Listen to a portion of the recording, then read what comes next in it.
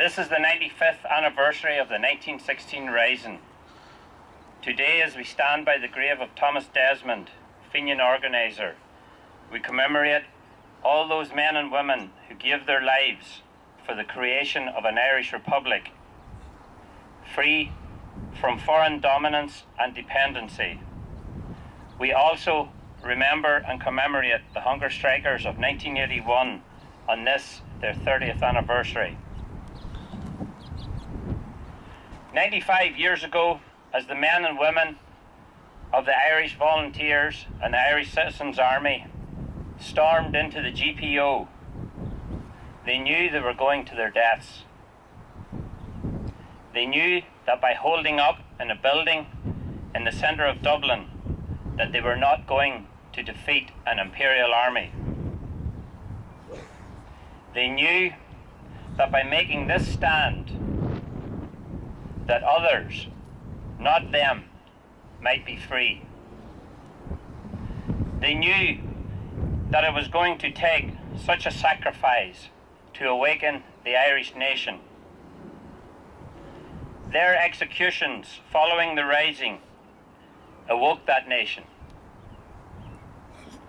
The Irish nation awoke to the cruel and barbaric nature of colonialism. It made the people take notice of how they, as Irish citizens, living and working in their own country, were being mistreated, exploited, and misrepresented by a foreign dominating power. So it came to be that Pearse's words were realised. Life springs from death, and from the graves of patriot men and women spring living nations. Sadly, the Republic that Pearse and his comrades and all those that have since sacrificed their lives for has yet to be realised. It remains unfinished business. On the 1st of March 1981, Bobby Sands started his hunger strike. On that first day, he made an entry into his diary, and I quote, "I am standing on the threshold of another trembling world. May God have mercy on my soul.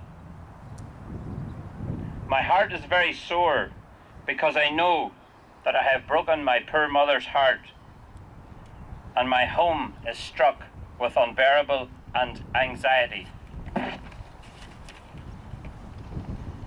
But I have considered all the arguments and tried every means to avoid what has become the unavoidable. It has been forced upon me and my comrades for 4.5 years of stark inhumanity. I am a political prisoner. I am a political prisoner because I am a casualty of a perennial war that is being fought between the oppressed people of Ireland and an alien, oppressive, unwanted regime that refuses to withdraw from our land. I believe and stand by the God-given right of the Irish nation to sovereign independence, and the right of any Irish man or woman to assert this right in armed revolution. This is why I am incarcerated, naked and tortured." End of quote. The right to sovereign independence. What Bobby Sands was talking about here is the right that most nations of the world take for granted, cherish, and will defend with their manhood. Ireland has been denied this right for over 800 years. For anyone here today who believes for 1 minute that a failed 26-county state has any semblance of independence or sovereignty, think again. It does not. Britain imposed partition on Ireland as a temporary measure. The Irish Free State was never meant to succeed. Any semblance of the 26 counties having independence was sold for profit or given away to British and European bondholders. In the past year, we have watched the arrogant swagger of Fianna Fáil ministers. We listen as Labour tell the Irish workers to work longer hours so they can keep their jobs. Now we observe the sheepish tiptoeing and bowed heads of Fine Gael as they are summoned to 10 Downing Street. And when they get there, they can't even ask about giving nationalists fair representation in the PSNI, or for the British to give up the files they have in their possession of their collusion in the Dublin and Monaghan bombings carried out by Her Majesty's Armed Forces. The time is spent discussing the impending visit of Elizabeth Windsor and her husband to our island. We will watch with a curious eye to see who bows to the monarch, and we will listen with a sharp ear for an empty apology for atrocities committed. PR is the name of the game. The media will have a field day. They will portray it as a sign of a mature nation and our self-confidence as a nation. 800 years of continued occupation, oppression, and partition is forgiven. Make no mistake, Ireland has been sold and given away. However, all is not lost. As in every society, there are those who will not, nor cannot, be bought or sold. On Bobby Sands' anniversary, on the 5th of May, Irish people in the north will go to the polls to elect his comrades in Sinn Féin as the largest party. It was the self-sacrifice of the 10 hunger strikers that brought this about. It was their unselfish act of giving up their lives that relegated the Orange State to the annals of history and gave every nationalist and Republican living in the north some chance of equality. This scenario was unimaginable 30 years ago. Sinn Féin has the strongest representation in Dáil Éireann since 1921, with TDs from Cork to Donegal. They will fight tooth and nail for Ireland's best interest, for her independence, her sovereignty, her unification, and for her freedom.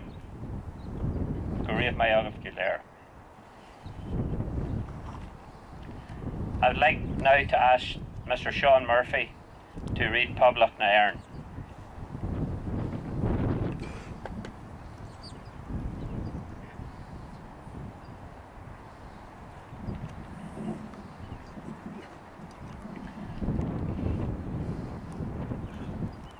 Irish men and Irish women, in the name of God and of the dead generations from which she receives her old tradition of nationhood, Ireland through us summons her children to her flag and strikes for her freedom. Having organized and trained her manhood through her secret revolutionary organization, the Irish Republican Brotherhood, and through her open military organizations, the Irish Volunteers and the Irish Citizen Army, having patiently perfected her discipline, having resolutely waited for the right moment to reveal itself, she now seizes that moment. And supported by her exiled children in America and by gallant allies in Europe, but relying in the first on her own strength, she strikes in full confidence of victory. We declare the right of the people of Ireland to the ownership of Ireland. and to the unfettered control of Irish destinies, to be sovereign and indefeasible. The long usurpation of that right by a foreign people and government has not extinguished the right, nor can it ever be extinguished, except by the destruction of the Irish people. In every generation, the Irish people have asserted their right to national freedom and sovereignty. 6 times during the last 300 years, they have asserted it in arms.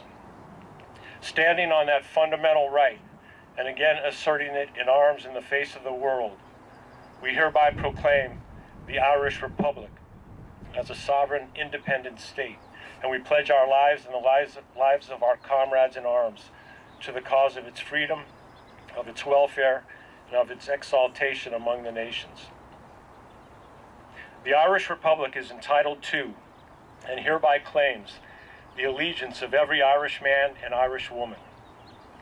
The Republic guarantees religious and civil liberty, equal rights and equal opportunities to all its citizens, and declares its resolve to pursue the happiness and prosperity of the whole nation and all of its parts, cherishing all of the children of the nation equally and oblivious to the differences carefully fostered by an alien government which have divided a minority from the majority in the past.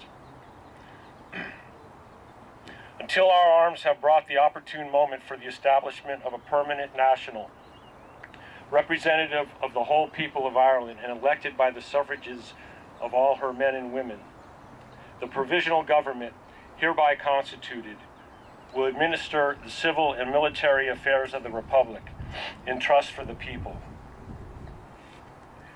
We place the cause of the Irish Republic under the protection of the Most High God, whose blessing we invoke upon our arms, and we pray that no one who serves that cause will dishonor it by cowardice, inhumanity, or rapine. In this supreme hour, the Irish nation must, by its valor and discipline, and by the readiness of its children to sacrifice themselves for the common good, prove itself worthy of the august destiny to which it is called. Signed on behalf of the Provisional Government, Thomas J. Clark, Sean McDermott, Thomas McDonough, P.H. Pierce, Eamon Kent,